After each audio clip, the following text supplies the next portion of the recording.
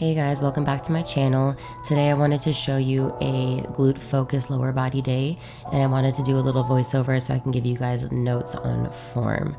And sorry about my voice, it's a little raspy. I'm just getting over being sick. But anyway, let's get to it. So I first started with barbell hip thrusts, as I always do on my glute focused leg day as my main compound movement. So the first thing I want you guys to notice here is where the bench is hitting my back, which is right below my shoulder blades, and this is where you want it to hit for the most efficient hip thrusts. Ideally, you want it to be in this position when you're still sitting on the floor. That way you can go straight up into your reps from the floor. But you know, not all gyms are going to have a box or a bench that's perfect for you, so you may have to adjust when you get to the top. But then I'm going to go ahead and wiggle my feet into the right position and start my reps. So a couple of things I want you to notice here, that my shins are vertical at the top of the rep. This is where you want your feet to be placed, so your shins are not slanted in or out. I always keep my chin tucked to protect your spine and your neck, and you want your hips to lock out at the top, okay? So you can see here, doing my hip thrust. This is my heavy sets. I'm doing 3 sets of 8 for that. And then my back off set, I'm going into a set of 15 with 2 plates. So again, mentally preparing, wiggling my feet in, and going to get those hips locked out at the top. You see here, I'm not going crazy low. That's just what's best for my body type. I have a really short torso, so if I went any lower, I would slide down the bench. So the range of motion is all about what works best for you. Okay, and then next we're going to do some banded deadlifts. If you can see there, I kind of just draped the band over the top of the bar, and then you want to make sure it's even on both sides. That way you don't have any problems when you first start. And then you're going to step right into the middle, and then normal deadlift form. So what I do here, I get set, take a big deep breath, and then get into my position. So my hips are down, my chest is up, my lats are engaged. The bar is nice and close to my shins, and you want to think about pushing your feet down through the floor to lift the bar up. And the band is great because it's going to create tension at the top of the reps. You're going to feel the burn in your glutes at the very top. And you want to notice here also, I am not hyperextending my back. I'm not shooting my hips forward. I'm keeping my spine neutral, but I am contracting my glutes at the top of the rep to get the most engagement. Okay, and then next I did dumbbell reverse lunges.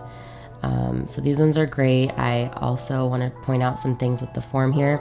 If you see here, I'm kind of leaned over my knee. This is partially just because it's best for my body type, but the more you lean over your knee, you're actually going to feel it in your glute more. If you're standing up straight, your torso, if it's up straight, vertical, you're going to feel it more in your quads. So this is definitely the best for glute engagement. I'm not looking up at the mirror, I'm looking down, keeping my head and neck neutral. And in the superset, I went ahead and did these pulse banded jack squats. When you add this pulse in here with that band, you'll definitely feel that burn in the glutes. So I did 3 sets of 10 as a superset to the reverse lunges, which I also did 3 sets of 10. Alrighty, and then now we're going to go into back extensions. I sometimes call them hip extensions, but back extensions that are glute focused. These are one of my favorites for booty building. So if you see here, what you want to do is keep your upper back rounded. That's how you're going to get the most glute activation. When you do it this way, you'll feel it all in your glutes and in your hamstrings. So the main thing you want to think about here when doing these reps is not pulling up with your upper body, but instead squeezing your glutes to pull you up. Okay, next we're going to do some dumbbell sumo squats. So for sumo, you want your legs nice and wide, toes pointed out to get the most glute activation. And as you can see here, same with the reverse lunges, I'm bent over my knee. I'm not trying to sit straight up, so you can get maximum glute and hamstring involvement. You also feel it in your inner thighs as well. So this is a really good one. I like this one. And you get a little glimpse of the drama. I don't know why I'm so dramatic after each set.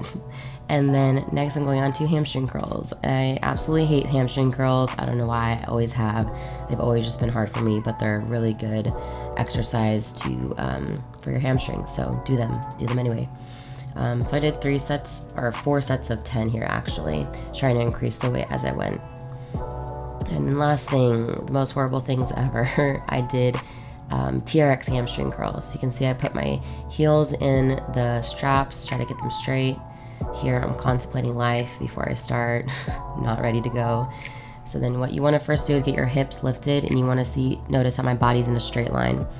And then you want to curl your legs underneath, and when your heels come in, your hips come up, and then you go back down to that same flat starting point. So you're never touching the ground.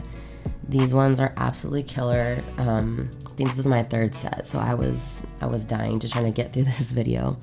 And I left the end of this clip in to show you some more of the drama. You know, these workouts are hard. It gets dramatic.